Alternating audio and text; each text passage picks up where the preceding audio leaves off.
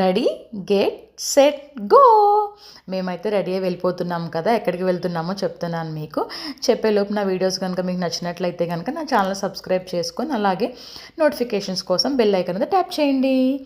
మేమైతే పంచారామాల్లో ఒకటైన ద్రాక్షారామం వెళ్ళబోతున్నాం అనమాట. ఈరోజు శివయ్యని చూద్దామని చెప్పేసేసి నేనైతే ఇది సెకండ్ టైం వెళ్ళడము. ఫస్ట్ టైం అయితే ఒక 1.5 year బ్యాక్ వెళ్ళాను అనమాట. మళ్ళీ ఇప్పుడే వెళ్తున్నాము. మేము మార్నింగ్ ఎర్లీకే స్టార్ట్ అయిపోయాం 7:30కో. సో అలా దారిలో వెళ్తూ ఉండగా ఆ కొబ్బరి తోటలు అరి తోటల మధ్యలో కొంచెం కాఫీ తాగాలనిపించేసేసి అలా కాఫీ తాగేసేసి కొంతసేపు అలా ఒక 15 minutes అలా కూర్చున్నాం అనమాట. నాకైతే ఎవరైనా ఫ్రెండ్స్ ఉంటే బాగుండబ్బా ఇక్కడ అనిపించింది. ఎందుకంటే మా తోటల్లో ఆ వాతావరణం కానీ చాలా ప్లెజెంట్గా ఉంది. ఫ్రెండ్స్ ఉంటే కనుక ఒక 2 days అలా ఉండొచ్చు కదా అక్కడ అనే ఫీలింగ్ వచ్చేసింది నాకైతే. ఫైనల్లీ ఇంకా ఎవరు లేరు కాబట్టి ఒక 15 minutes అలా టైం స్పెండ్ చేసే తోటలో ఇంకా మళ్ళీ జర్నీ అయితే స్టార్ట్ చేసేసాం అనమాట. ఈ ట్రిప్లో అయితే ఇంకో కొత్త ఎక్స్పీరియన్స్ చేసామన్నమాట. ఏంటో చెప్పనా, గోదావరి నది ప్రయాణం. అనుకోకుండా మేము ఏం చేసామంటే ఆ ఊరికి వెళ్ళే దారిలో బల్లకట్టు ఎక్కామన్నమాట గోదావరి నదిలో. అక్కడ ఏంటంటే టైము కలిసి వచ్చింది మాకు, అలాగే డిస్టెన్స్ కూడా తగ్గింది. ఐ థింక్ నియర్లీ ఒక 1.5 hour నుంచి 2 hours లోపు టైం అయితే కలిసి వచ్చేసింది మాకైతే. జర్నీ కూడా బాగుంది. అయితే మేము మార్నింగ్ స్టార్ట్ అవ్వడం వల్ల మాకైతే కొంచెం ఎండ అనిపించలేదులే, కానీ కొంచెం మిడ్ స్టార్ట్ అయితే మాత్రం బల్లకట్టులో ఓపెన్ కాబట్టి కొంచెం ఎండగానే ఉంది. ఆ బల్లకట్టును కూడా కొంచెం చిన్న చిన్న టాయ్స్ పెట్టి గజ్జెలు అవి పెట్టి బాగా డెకరేట్ చేశాడు. ఆయన ఏంటంటే ఎక్కిన వాళ్ళకి కొంచెం బోరు కొట్టకుండా డీజే కూడా పెట్టాడనమాట ఆయన. ఆ డీజే ఏంటంటే ఇప్పుడు పాటలు కాదనమాట, కొంచెం ఓల్డ్ ఫోక్ సాంగ్స్ పెట్టాడు ఓల్డ్ మూవీస్లో. ఆయన అయితే వచ్చిన వాళ్ళకు కూడా ఎంజాయ్ చేయండి, బాగా ఓల్డ్ సాంగ్స్ వినాలి అంటూ బాగా చెప్పాడనమాట ఆయన వేదిక. ఫైనల్లీ అక్కడి నుంచి అయితే అలా కొంతసేపు ఐ థింక్ ఒక 5 minutes జర్నీ అంతే. అదేంటంటే జర్నీ తక్కువ పడుతుంది అనమాట వల్లకట్టు, కాకపోతే అది ఫిల్ అయ్యే వరకు వెయిట్ చేయాల్సిందే. వాళ్ళు ఏంటంటే దాంట్లో కార్లన్నీ ఎక్కిస్తారు కాబట్టి.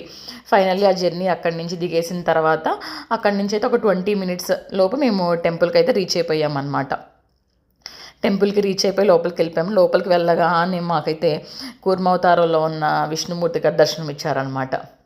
టోటాయిస్ రూపంలో ఉన్న విష్ణుమూర్తి. ఇంకా అక్కడ మేము అలా చూస్తూ ఉండగానే ఏంటంటే శివయ్యన్ అనమాట పల్లకిలో టెంపుల్లోకి ఊరేగించుకుంటూ తీసుకొని వచ్చారనమాట.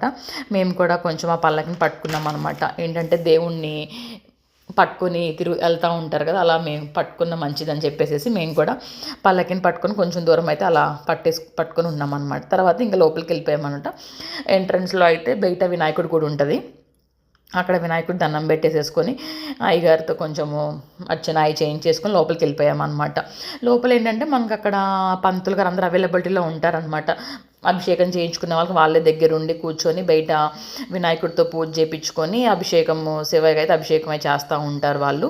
మ్యాక్సిమం అందరూ అక్కడ అవైలబిలిటీలో అందరూ అయ్యగారులు వరుసగా ఉన్నారనమాట. మేమేం చేసాం ఇంకా లోపలికి వచ్చేసేసి ఇంకా అక్కడ అభిషేకం బయట గణపతి దగ్గర పూజ చేయించుకున్నాం అనమాట. పూజ చేయించుకొని అక్కడి నుంచి అయితే లోపల టెంపుల్కి వెళ్ళిపోయి శివయ్య దగ్గర అభిషేకం చేయించేసుకున్నాం. అభిషేకం చేయించుకొని అక్కడి నుంచి అమ్మవారు ఉంటారు కదా, అక్కడ అమ్మవారి దగ్గరికి వెళ్ళిపోయామన్నమాట. అక్కడ అమ్మవారిని అయితే మాణిక్యాంబదేవి అని అంటారు. అయితే దాని స్పెషల్ ఏంటంటే దాన్ని 12వ శక్తిపీఠం అని కూడా అంటారు అక్కడ అమ్మవారిని.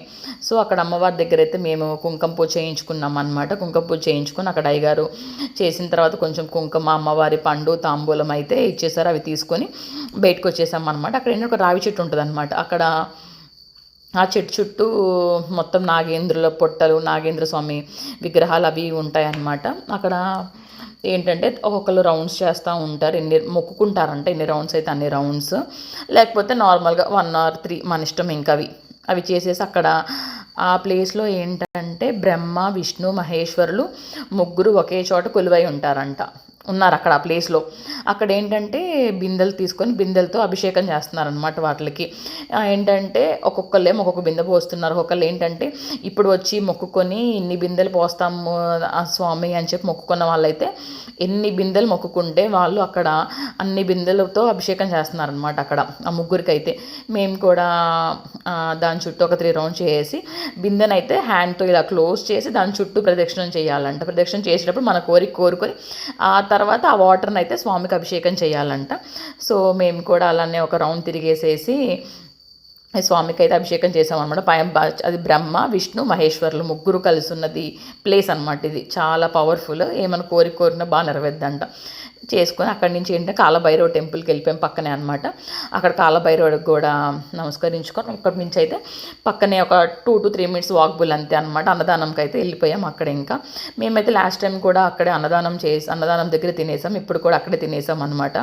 అయితే ఫుడ్ అయితే చాలా క్వాలిటీ అండ్ హైజీన్గా ఉంటుంది, బాగుంటుంది, బాగా మెయింటైన్ చేస్తారు. తినేసి ఇంకా మేము కూడా మా పిల్లల పేరు మీద బర్త్డే రోజుకి అయితే చదివించమని చెప్పి మనీ ఇచ్చేసాం అనమాట. ఏంటంటే మనం చెప్తే కనుక వాళ్ళు పలానా డేట్న మాకు రావాలి అని చెప్తే కనుక వాళ్ళు నోట్ చేసుకొని చెప్పేసేసి అక్కడ ఆ రోజు మనకి పేరు మీద అన్నదానం చేస్తారనమాట. ఎంతమందికి అంటే మన ఇష్టం అమౌంట్ అనేది మనం ఎంతైనా ఇవ్వచ్చు, ఇంత అంత అనేమి ఉండదు అనమాట. ఫైనల్లీ మేమైతే అక్కడైతే లంచ్ చేసేసి రిటర్న్ అయితే స్టార్ట్ అయిపోయాం అనమాట. Thank you for watching.